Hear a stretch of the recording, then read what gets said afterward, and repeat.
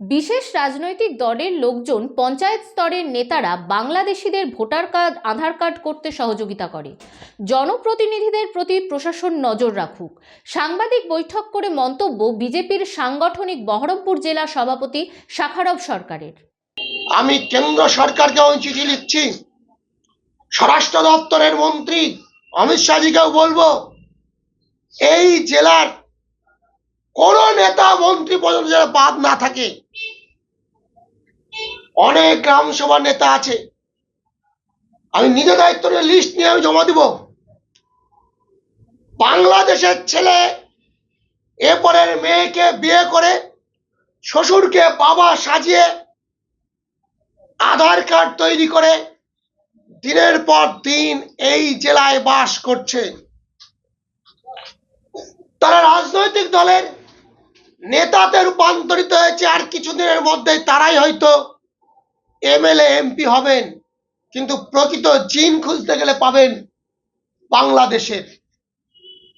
এই জেলায় অনেক এমপি আছেন, কলকাতার আকবর রোডের তাদের একাধিক হোটেল আছে, সেই হোটেলে কারা কারা থাকেন, কোথায় থেকে মানুষগুলো আসছেন, তাদের নিয়েও তদন্ত করা উচিত। আমি শাখারব, আমি একটা রাজনৈতিক দলের নেতা, বড় বড় বাদ দিলাম আর আমার বিরুদ্ধে তদন্ত হবে না, এটা হতে পারে না। আগে নেতাদের তদন্ত করুন। কোন একজন মন্ত্রী বলছেন আমরা মিনি পাকিস্তান চাই, এগুলোকে আগে তদন্ত করুক, তারপর সাধারণ মানুষকে তদন্ত করবেন। সাধারণ মানুষকে ব্যবহার করছে এই সমস্ত নেতাগুলো, সেই কারণে আমার এটা বলার ছিল, তদন্ত করবেন। অনেক নেতা মন্ত্রী এমএলএ এমপি এর সঙ্গে যুক্ত আছে বলে আমার মনে হয়, আমার ধারণা। সেই জন্য পুলিশ প্রশাসনকে বলছি, নিরপেক্ষ তদন্ত করুন। প্রয়োজনে আপনাদের মনে হয় কোনো রাজনৈতিক নেতার বা কারুর সহযোগিতা লিস্ট প্রয়োজন হয়, আপনারা ভাববেন।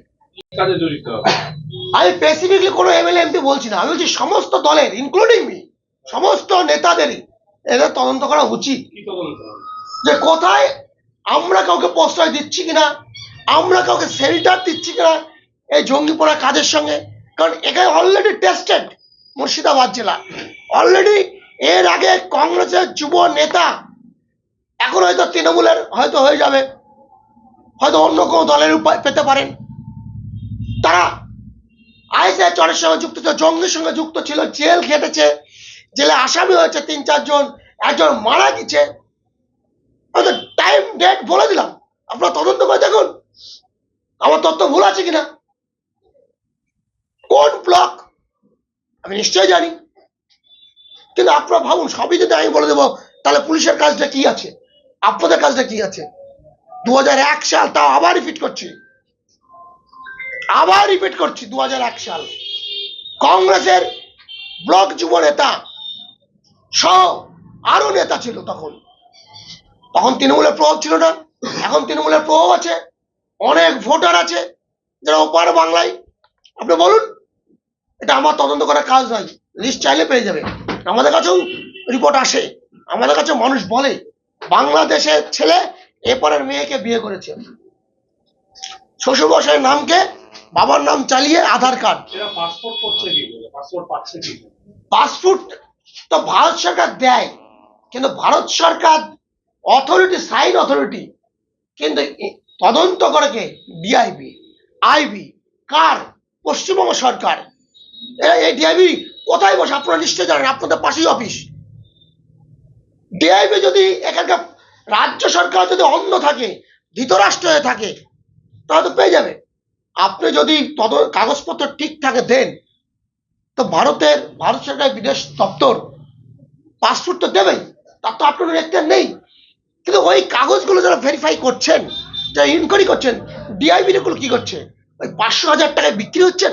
তার আগে তো আধার কার্ডও তো জাল হয়ে যাচ্ছে, আধার কার্ড তো ভারত সরকারের। ভারত সরকারের তো আধার কার্ড, টাকাটাও তো ভারত সরকারের। টাকা জাল হচ্ছে কি করে? টাকার কারখানা কি ওই গুজরাটে মোদিজি বসিয়েছে? টাকা জাল কারখানা তো এখানেই হয়। আধার কার্ড তো তৈরি হচ্ছে হরিয়ার পাড়ায়, আমার কথা নয়। আপনারাই মিডিয়াতে দেখেছেন যে হরিয়াপাড়ায় কাটা বাগানে আধার কার্ড জাল আধার কার্ড তৈরি হয়। এটা কারা তৈরি?